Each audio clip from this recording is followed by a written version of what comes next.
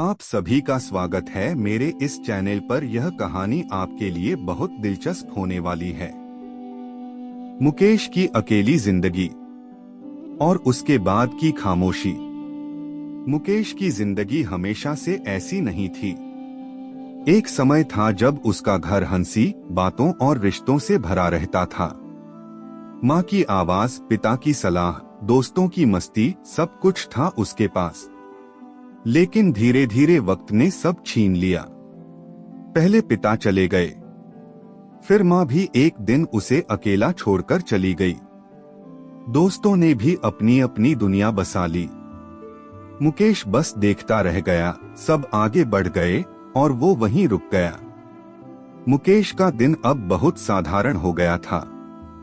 सुबह उठना, चुपचाप चाय बनाना, खिड़की के पास बैठकर बाहर लोगों को देखना। वो लोगों को हंसते देखता, परिवारों को साथ देखता, लेकिन उसके पास कोई नहीं था जिससे वो एक शब्द भी कह सके।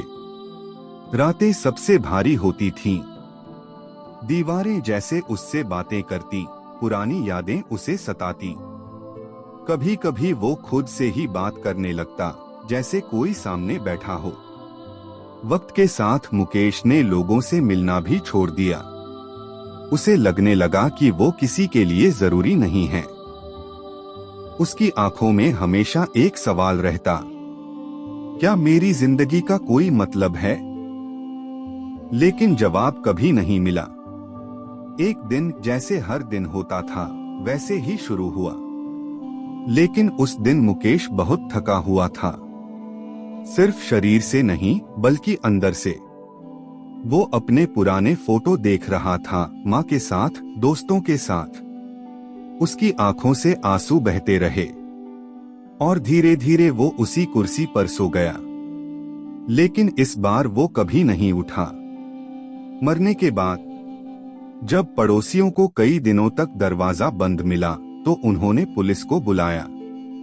दरवाजा तोड़ा गया और अंदर मुकेश की लाश मिली, चुपचाप, अकेली।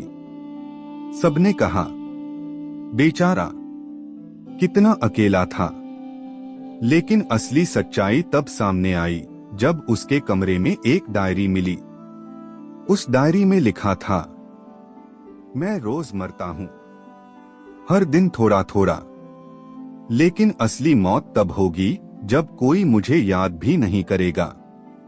सबसे दर्दनाक सच, मुकेश के जाने के बाद कुछ दिन तक लोग उसे याद करते रहे।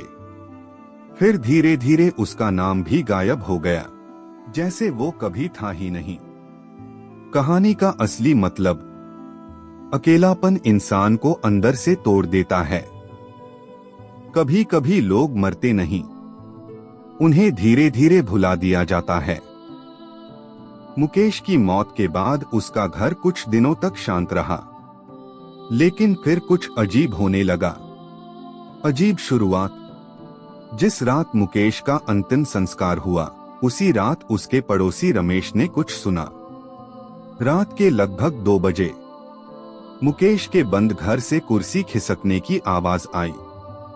रमेश ने सोचा शायद वहम होगा, लेकिन ये आवाज हर रात आने लगी। एक दिन पुलिस फिर से घर आई, कुछ और जांच के लिए। जैसे ही उन्होंने मुकेश की डायरी खोली, आखिरी पन्ना अपने आप पलट गया। उस पर नई लिखावट थी, मैं अभी भी यहाँ हूँ और इस बार मैं अकेला नहीं रहूंगा। सब हैरान रह गए, क्योंकि ये लिखावट मुकेश की ही थी, लेकिन यह उसके मरने के बाद लिखी गई थी। धीरे धीरे पड़ोसियों ने देखना शुरू किया। रात को खिड़की में एक परछाई दिखती, जैसे कोई कुर्सी पर बैठा बाहर देख रहा हो। बिल्कुल वैसे ही जैसे मुकेश बैठा करता था। लेकिन घर के अंदर कोई नहीं था। एक रात रमेश ने हिम्मत की और घर के अंदर जाने का फैसला किया। दरवाजा खुला था, जबकि उसे बंद किया गया था। जैसे ही वह अंदर गया, हवा ठंडी हो गई और दीवार पर टंगी घड़ी अपने आप चलने लगी। रात के 2 बजे। अचानक पीछे से आवाज आई, तुम आ गए। रमेश के पैर कांपने लगे। धीरे धीरे उसने पीछे मुड़कर देखा। कुर्सी पर मुकेश बैठा था। उसका चेहरा वैसा ही, लेकिन आंखें खाली और गहरी थीं। मुकेश ने धीरे से कहा, जब मैं जिंदा था तब कोई मेरे पास नहीं आया। अब मैं किसी को अकेला नहीं छोड़ूंगा। अगली सुबह रमेश भी उसी घर में मृत पाया गया और अब हर रात उस घर की खिड़की पर 2 परछाइयां दिखती हैं। लोग कहते हैं, जो भी उस घर के पास रात में जाता है उसे कोई आवाज बुलाती है, अंदर आओ, मैं अकेला हूं। और जो अंदर चला जाता है वो कभी वापस नहीं आता। कुछ अकेलापन इतना गहरा होता है कि वो मौत के बाद भी खत्म नहीं होता, बल्कि एक डर बनकर वापस आता है। मुकेश के घर की कहानी अब पूरे इलाके में फैल चुकी थी। लोग उस रास्ते से गुजरना भी बंद कर चुके थे। लेकिन डर की असली शुरुआत अब होने वाली थी। गायब होते लोग, पहले रमेश, फिर एक दूध वाला, फिर एक लड़का जो हिम्मत दिखाने गया था। जो भी उस घर के अंदर गया वो कभी वापस नहीं आया। पुलिस ने घर को सील कर दिया। दरवाजे पर ताला, बाहर चेतावनी का बोर्ड, अंदर जाना मना है। लेकिन इससे कुछ नहीं बदला। मोबाइल का लाइव वीडियो। एक रात एक यूट्यूबर ने सच दिखाने के लिए उस घर के बाहर से लाइव स्ट्रीम शुरू किया। हजारों लोग उसे देख रहे थे। वो हंसते हुए बोला, आज मैं इस भूतिया कहानी का सच सामने लाऊंगा। जैसे ही उसने दरवाजा खोला, वीडियो में अचानक ग्लिच आने लगा। लेकिन लोग अभी भी देख पा रहे थे। घर के अंदर अंधेरा था और दीवारों पर खरोंच के निशान। फिर अचानक कैमरा खुद ब खुद मुड़ गया और स्क्रीन पर दिखा, कुर्सी पर एक नहीं बल्कि कई लोग बैठे थे।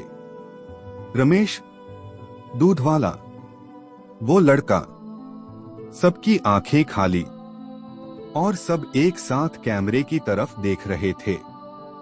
बीच में मुकेश खड़ा था। सबसे भयानक खुलासा। मुकेश ने कैमरे की तरफ देखा और मुस्कुराया। फिर धीरे से बोला, अब हम अकेले नहीं हैं। और तभी लाइव देख रहे लोगों के मोबाइल स्क्रीन पर कुछ अजीब होने लगा। स्क्रीन काली हो गई और उसमें अपना ही चेहरा दिखने लगा। लेकिन वो चेहरा मुस्कुरा रहा था, वैसे ही जैसे मुकेश मुस्कुरा रहा था। अगले दिन खबर आई। जो भी उस लाइव स्ट्रीम को पूरा देख चुका था वो सब अचानक गायब हो गए। उनके घरों में बस एक चीज मिली, एक खाली कुर्सी और उसके सामने एक मोबाइल जिसमें आखिरी फ्रेम रुका हुआ था। अंत या अब तुम्हारी बारी। कहते हैं ये कहानी सिर्फ कहानी नहीं है, ये एक दरवाजा है। जो भी इसे अंत तक सुनता या देखता है उसके आसपास भी धीरे धीरे वही चीजें होने लगती हैं। रात 2 बजे आवाजें, खाली कुर्सी और एक धीमी फुसफुसाहट, तुम भी आ जाओ, अब हम सब साथ हैं। मुकेश अब सिर्फ उस घर में नहीं है, वो हर उस जगह पहुंच चुका है जहां उसकी कहानी पहुंचती है। अगर आपको ये कहानी अच्छी लगी हो तो मेरे चैनल को लाइक और सब्सक्राइब करना मत भूलना।